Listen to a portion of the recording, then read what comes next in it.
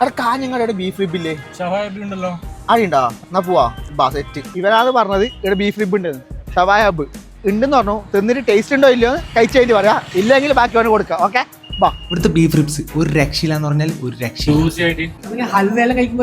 Beef soft ആയാലും മതി, എന്ത് മസാല ആയാലും നല്ല ജ്യൂസി സാധനം. സ്റ്റാർട്ടറായിട്ട് ഫിഷർമാൻ സൂപ്പും ഹണി ബീൻസ്. പൊതുവെ ഫിഷ് സൂപ്പിൽ മീൻ ചൊവ ഉണ്ടാവാറുണ്ട്, അതൊട്ടും തന്നെ ഉണ്ടായിരുന്നില്ല. നൈസ് ആയിട്ട് കഴിക്കുന്ന രീതിയിൽ നല്ല സ്വീറ്റും ഒരു സ്പൈസിയും മസ്റ്റ് എന്ന് പറയാം കുട്ടികൾക്ക്. 3 തരം സലാഡും ടേസ്റ്റ് ചെയ്ത് നോക്കി. അതിൽ സ്പാനിഷ് ചീസ് സലാഡ് എല്ലാവർക്കും ഇഷ്ടപ്പെട്ടു.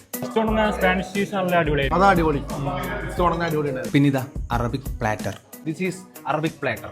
1 2 3 4 4 ഐറ്റം വിത്ത് അറബിക് ബ്രെഡ് അല്ലെങ്കിൽ അറബിക് കുബൂസ് എന്ന് പറയും. ഇനിയാണ് നമ്മുടെ നായകന്റെ വരവ്, ബീഫ് റിബ്സ്. ഭാര്യന്റെ വലിയ അതാ ഉദ്ദേശിച്ച് വെച്ചോക്കട്ടെ കേട്ടോ.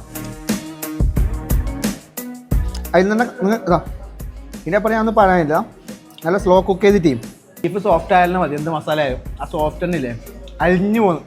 അങ്ങനത്തെ സോഫ്റ്റ് പറഞ്ഞാലേ നമുക്ക് ഹൽവയെല്ലാം കഴിക്കുമ്പോൾ ഒരു സോഫ്റ്റ് ഇല്ലേ, അതുപോലത്തെ ഒരു സോഫ്റ്റ്, ഒരു രക്ഷയില്ലാത്ത മസാല. എന്തായാലും ഇഷ്ടപ്പെടും, എല്ലാവരും ഇഷ്ടപ്പെടും. 100% കഴിച്ചതിൽ ഏറ്റവും ടോപ്പ് സാധനം.